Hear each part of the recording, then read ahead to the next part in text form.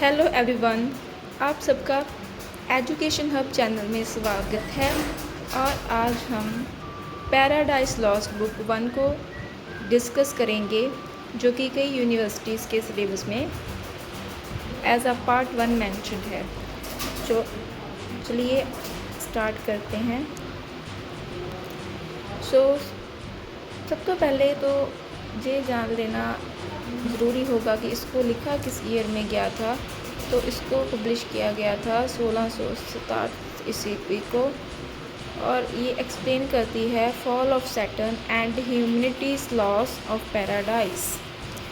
जो सैटर्न था उसके फॉल को और उसके कारण जो इंसानियत को लॉस उठाना पड़ा उसको डिस्क्राइब करती है। सबसे पहला पार्ट जो इस बुक का है उसमें दिया गया है invocation to the muse. Milton asked the heavenly muse for inspiration. यहाँ पे ना जो हमारे राइटर हैं वो म्यूज़ से रिक्वेस्ट कर रहे हैं उन्हें इंस्पिरेशन देने के लिए। कैसी इंस्पिरेशन? इस पोइम को लिखने की इंस्पिरेशन।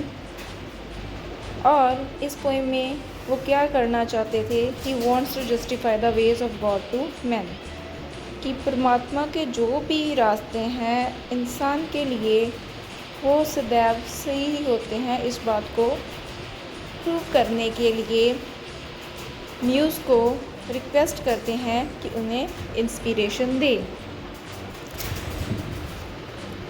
इसके आगे बढ़ते हैं, पोइम पढ़ते हैं, तो हमें सबसे पहली जो चीज़ पता चलती है वो पता चलती है द फॉल ऑफ सैटर्न।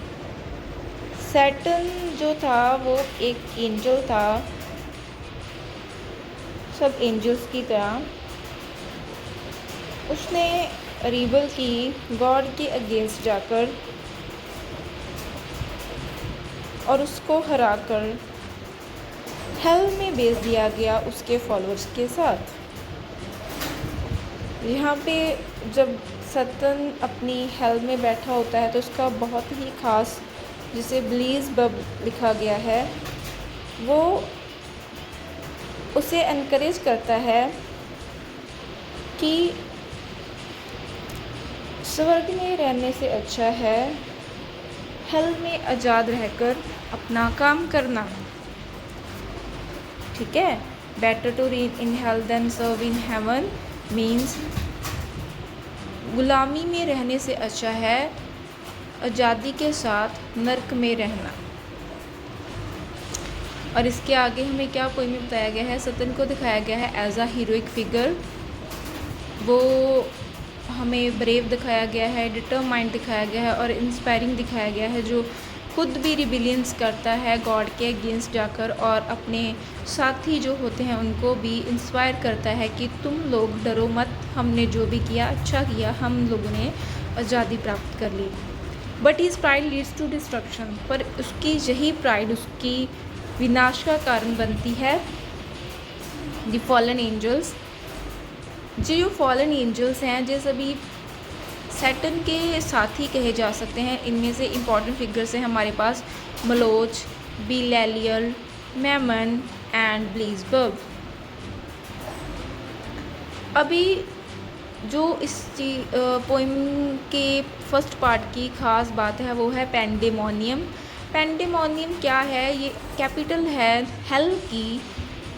इसे किसने बनाया गया है? फॉलन एंजल्स के द्वारा। क्यों बनाया गया है? ताकि वे वहाँ पर बैठकर अपनी मीटिंग कर सकें। इसके मेजर थीम्स हैं प्राइड, जो हमने देखा कि अपनी प्राइड के चलते जो सैटर्न है वो रिबिलियन करता है गॉड के अगेंस्ट। रिबिलियन आप अपनी बात को मनवाने के लिए जो सैटर्न गॉड के अगेंस्ट जाता है उसे रिबिलियन बोला गया है।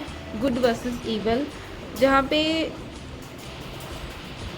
हेल और हेवन को गुड वर्सेस ईवल के रूप में दर्शाया गया है। Free will, it's better to be reign in hell than to be serve in God. So यहाँ पे free will, free choice independence को एम्फेसाइज किया गया है। Leadership, here we can see कि जो सैटर्न है वो अपनी लीडरशिप क्वालिटीज़ के साथ चलता है और अपने साथ जो साथी होते हैं उनको भी इंस्पायर करता है। नेक्स्ट है लिटरेरी फीचर्स। इसके लिटरेरी फीचर्स क्या हैं? एपिक सिमिलीज को यूज़ किया गया है, ग्रैंड स्टाइल मिल्टन ने यूज़ किया है, ब्लैंक वर्ड्स यूज़ की है और बिब्लिकल रेफरेंसेस को यूज़ करके इस पोइम को लिखा गया है। सो मोस्ट इम्पॉर्टेंट करैक्टर जो इस पोइम का है वो है सैटर्न। उसकी स्ट्रेंथ क्या है? करेजियस है, इंटेलिजेंट है, डिटरमाइंड है। वीकनेस क्या है उसकी? प्राउड है, उसमें एम्बिशियस है और रिबिलियस है। क्रिटिकल अप्रिसिएशन अगर हम उनकी करें तो one of the greatest opening in English literature. जो बुक 1 है पैराडाइज लॉस्ट, उसको हम एक अच्छी ओपनिंग मान सकते हैं किसी भी इंग्लिश लिटरेचर के अदर वर्क के साथ कंपेयर किया जाए तो। और इसमें कंबाइन किया गया है रिलीजन को, फिलॉसफी को और पोइट्री को।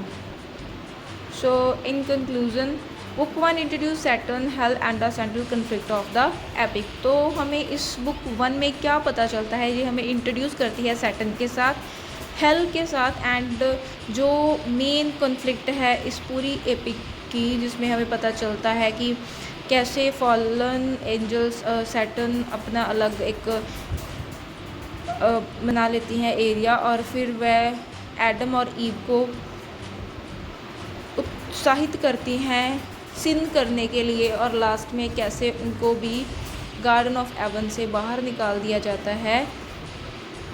तो उस सेंट्रल आइडिया को इंट्रोड्यूस किया गया है इस फर्स्ट पार्ट में। तो इतना ही था हमारी पार्ट 1 बुक 1 में।